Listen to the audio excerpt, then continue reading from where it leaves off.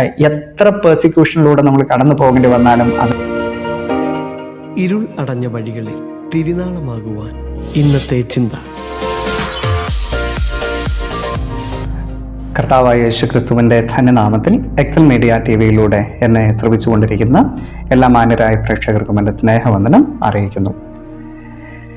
നാം അധിവസിക്കുന്ന ഈ ലോകത്തിൽ ദൈവത്തിന് വേണ്ടി നിലനിൽക്കുന്ന സമയത്ത് നമ്മുടെ ജീവിതത്തിൽ ഉണ്ടാകാവുന്ന പ്രതിസന്ധികൾ അല്ലെങ്കിൽ പെർസിക്യൂഷൻസ് അനവധിയാണ്. ദൈവത്തെ യഥാർത്ഥമായി സേവിക്കുന്ന ഏതൊരു വ്യക്തിയുടെ ജീവിതത്തിലും തീർച്ചയായിട്ടും ദൈവം അനുവദിക്കുന്ന തരത്തിലുള്ള പ്രതിസന്ധികൾ ഉണ്ടാകാം. അതൊരു പക്ഷേ പെർസിക്യൂഷൻ ആകാം, അല്ലെങ്കിൽ മറ്റുള്ളവർ നമ്മെ ത്യജിച്ച് കളയുന്നതാകാം, ചിലതൊക്കെ നമ്മുടെ ജീവിതത്തിൽ നിന്ന് നഷ്ടപ്പെട്ട് പോകുന്നതാകാം. എന്നാൽ ഇതിൻ്റെ നടുവിൽ ഒരു ദൈവ പൈതൽ എങ്ങനെ ആയിരിക്കണമെന്ന് വിശുദ്ധ വേദപുസ്തകം വ്യക്തമായി നമ്മെ പഠിപ്പിക്കുന്നു. ദാനിയേൽ പ്രവചനം 7-ാം അധ്യായത്തിൽ നിന്ന് ചില ചിന്തകൾ നിങ്ങളുമായി പങ്കുവയ്ക്കാൻ ഞാൻ ആഗ്രഹിക്കുന്നു. അതിനാധാരമായി ഒരു വേദഭാഗം ഞാൻ വായിക്കുന്നു. ദാനിയേൽ പ്രവചനം 7-ാം അധ്യായത്തിന്റെ 21-22 വാക്യങ്ങൾ. വയോധികനായവൻ വന്ന് അത്യുന്നതനായവന്റെ വിശുദ്ധന്മാർക്ക് ന്യായാധിപത്യം നൽകുകയും വിശുദ്ധന്മാർ രാജ്യത്വം കൈവശമാക്കുന്ന കാലം വരികയും ചെയ്യുവോളം ആ കൊമ്പ് വിശുദ്ധന്മാരോട് യുദ്ധം ചെയ്ത് അവരെ ജയിക്കുന്നത് ഞാൻ കണ്ടു. അപ്പോൾ അവരെ ജയിക്കുന്നത് ഞാൻ കണ്ടു. ആരെ? വിശുദ്ധന്മാരെ. ഇത് ദൈവം അനുവദിക്കുന്ന ഒന്നാണെന്ന് നമുക്ക് കാണുവാനായിട്ട് കഴിയുന്നു. ദാനിയേൽ പ്രവചനം 7-ാം അധ്യായം നാം വായിക്കുമ്പോൾ പ്രവാചകന് ദൈവം നൽകുന്ന ഒരു ദർശനം നമ്മൾ കാണുകയാണ്. 4 മൃഗങ്ങളെ കുറിച്ചുള്ള ദർശനം. ഈ 4 മൃഗങ്ങൾ 4 സാമ്രാജ്യത്തെ കുറിക്കുന്നതാണ്. 1 സിംഹം, അല്ലെ? സിംഹം ബാബിലോൺ സാമ്രാജ്യത്തെ കുറിക്കുന്നു. 2 കരടി, അത് മേദ്യ പാർസ്യ സാമ്രാജ്യത്തെ കുറിക്കുന്നു. 3 പുള്ളിപ്പുലി, അത് യവനായ സാമ്രാജ്യത്തെ കാണിക്കുന്നതാണ്. എന്നാൽ അവസാനമായി വന്ന അതിഘോരമായ മൃഗം, അത് റോമാ സാമ്രാജ്യത്തെ കുറിക്കുന്നുവെന്ന് നമുക്ക് മനസ്സിലാക്കുവാനായിട്ട് കഴിയുന്നു. എന്നാൽ ഈ ഓരോന്നും വിശദീകരിച്ച് പഠിക്കുവാനുള്ളതാണെങ്കിലും ഞാൻ അവസാനത്തെ ആ ഒരു സാമ്രാജ്യത്വം അല്ലെങ്കിൽ ആ കൊമ്പിനെ കുറിച്ച്, അതായത് ആ മൃഗത്തെക്കുറിച്ച് മാത്രം ഒന്ന് സംസാരിക്കാനായിട്ട് ആഗ്രഹിക്കുന്നു. 4ാമത്തെ മൃഗം റോമാ സാമ്രാജ്യം, അല്ലെങ്കിൽ ഈ അതിഘോരമായ ആ മൃഗത്തിന് അല്ലെങ്കിൽ അതിഭീകരമായ ആ മൃഗത്തിന് ഉള്ള 10 കൊമ്പുകളെ കുറിച്ച് നമുക്ക് കാണുവാനായിട്ട് കഴിയുന്നുണ്ട്. എന്നാൽ ആ 10 കൊമ്പുകൾക്കിടയിൽ നിന്ന് ഒരു ചെറിയൊരു കൊമ്പ് ഉയർന്നു വരുന്നു. ഈ കൊമ്പ് ചെയ്യുന്ന 3 കാര്യങ്ങൾ നമുക്ക് ഈ വേദഭാഗം വ്യക്തമാക്കി തരികയാണ്. 1, അത് ദൈവത്തിന് വിരോധമായി സംസാരിക്കുന്നു. 25-ാം വാക്യത്തിൽ നാം കാണുന്നത് അങ്ങനെയാണ്. ഈ കൊമ്പ് ദൈവത്തിന് വിരോധമായി ഡംഭമായിട്ട് സംസാരിക്കുന്നു. 2, ദൈവജനത്തെ ഒടുക്കി കളയുന്നതായിട്ട് നമുക്ക് കാണുവാനായിട്ട് കഴിയും. മാത്രമല്ല, സമയങ്ങളെയും അതിൻ്റെ നിയമങ്ങളെയും മാറ്റിമറിക്കുവാൻ ഈ കൊമ്പ് ശ്രമിക്കുന്നു. അഥവാ ദൈവജനത്തിന് വിരോധമായ എല്ലാ കാര്യങ്ങളും ചെയ്യുവാൻ ഈ കൊമ്പ് ശ്രമിക്കുന്നതായിട്ട് നാം കാണുകയാണ്.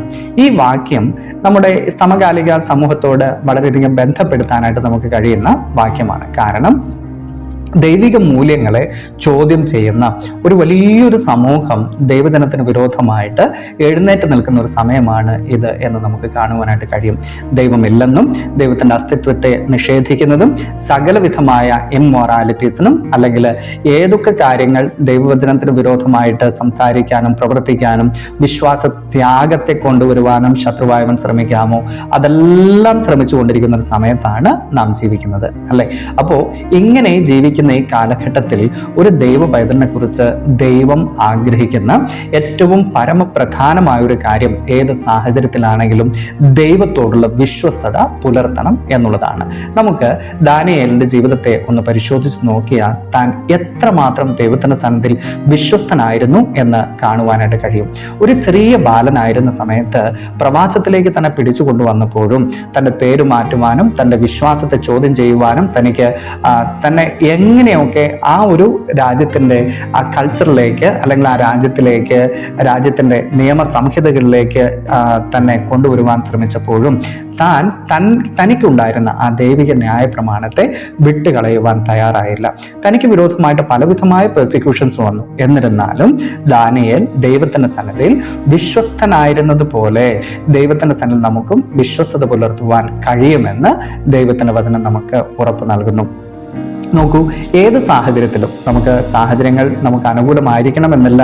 ദൈവത്തിന്റെ സന്നിധിയിൽ കോംപ്രമൈസ് ചെയ്യാൻ, അല്ലെങ്കിൽ ഈ ലോകത്തോട് കോംപ്രമൈസ് ചെയ്യാൻ എല്ലാ തരത്തിലുള്ള വാതിലുകളും തുറക്കപ്പെടുമ്പോഴും അതിന്റെ നടുവിലും ഈ ലോകത്തോട് കോംപ്രമൈസ് ചെയ്യാനല്ല, മറിച്ച് അതിന് വിരോധമായി നിന്ന് ദൈവത്തോട് വിശ്വസ്തത പുലർത്തുവാൻ നമുക്ക് കഴിയുമെന്ന് ദാനിയേലിന്റെ ജീവിതം നമ്മെ പഠിപ്പിക്കുന്നു. അതിന് ഒരൊറ്റ കാര്യമേ ഉള്ളൂ. എന്ത് ചെയ്യണമെന്നറിയാമോ? ഒറ്റ കാര്യം നാം ചിന്തിച്ചാൽ മതി. ഈ ലോകത്തെയും ഈ ലോകത്തിലുള്ള സകലത്തിനെയും നിയന്ത്രിക്കുന്ന ഒരു പരമാധികാരിയായ ദൈവത്തെയാണ് നാം കാണുന്നത്. അതാണ് 7-ാം അധ്യായത്തിൽ നാം കാണുന്നത്. വന്യനായവൻ എന്ത് ചെയ്തെന്നറിയാമോ? ഹല്ലേലൂയ, ന്യായാസനത്തിൽ ഇരിക്കുന്നവനെ നമ്മളിവിടെ കാണുകയാണ്.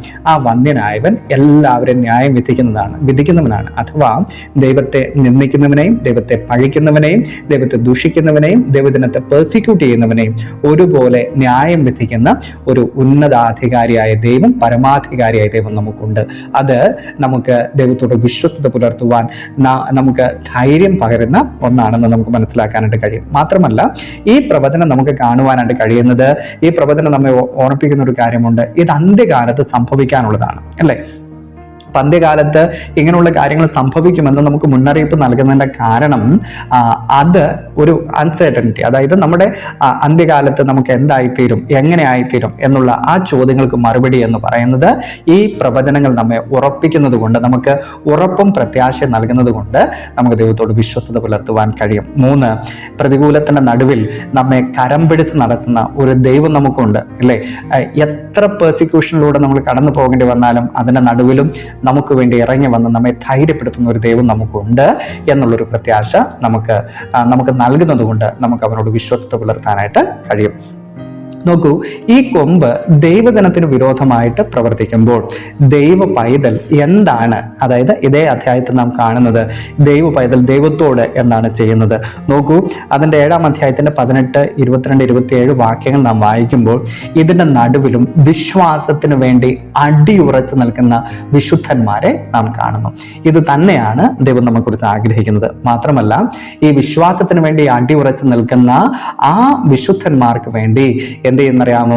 നമുക്കറിയാം, നമ്മുടെ വാഴ്ത്തപ്പെട്ടവനായ കർത്താവ് എന്ത് ചെയ്യുന്നു? രാജ്യത്വം നൽകുന്നതായിട്ട് നമുക്ക് കാണുകയാണ്. അവർ രാജ്യത്വം പ്രാപിക്കുന്നതായിട്ട് നമുക്ക് കാണുകയാണ്. അപ്പോൾ ഈ പെർസിക്യൂഷന്റെ നടുവിലും ഇതുപോലുള്ള പ്രതിസന്ധികളുടെ നടുവിൽ ദൈവത്തിന് വേണ്ടി ഉറച്ചു നിൽക്കുന്ന സമയത്ത് നമുക്ക് ലഭിക്കുന്ന ഒരു ഉറപ്പ് എന്താണെന്നറിയാമോ? നമുക്ക് രാജ്യത്വം പ്രാപിക്കാനുള്ള സമയം അടുത്തു വരുന്നു എന്നുള്ളതാണ്. മാത്രമല്ല, ക്രിസ്തുവിനോട് ചേർന്ന് 27-ാം വാക്യത്തിൽ നാം വായിക്കുന്നത് പോലെ ക്രിസ്തുവിനോട് ചേർന്ന്, മനുഷ്യപുത്രനോട് ചേർന്ന് യുഗായുഗം വാഴുന്ന സമയം ആസന്നമാകുന്നു.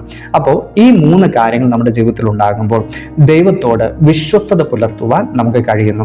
കൊമ്പ് എന്ത് വേണമെങ്കിലും ചെയ്യട്ടെ, അല്ലെങ്കിൽ ഈ ലോകം നമുക്ക് വിരോധമായിട്ട് എന്ത് വേണമെങ്കിലും പറയട്ടെ, സംസാരിക്കട്ടെ, ചെയ്യട്ടെ, എന്നാൽ അതിന്റെ നടുവിലും നമുക്ക് നഷ്ടമാകാതെ ഇരിക്കേണ്ട ഒരൊറ്റ കാര്യമാണ് ദൈവത്തോടുള്ള വിശ്വസ്തതയും അവനുള്ള പ്രത്യാശയും. ആ പ്രത്യാശയും വിശ്വസ്തതയും മുറുകെ പിടിക്കുവാൻ ദൈവമായ കർത്താവ് നമ്മെ സഹായിക്കട്ടെ എന്ന് ഞാൻ പ്രാർത്ഥിക്കുകയാണ്. ദൈവമായ കർത്താവ് ഈ വചനങ്ങളാൽ നമ്മെ അനുഗ്രഹിക്കട്ടെ. ഒറ്റ കാര്യം മാത്രം നമ്മുടെ ഹൃദയത്തിൽ ഉണ്ടാകട്ടെ.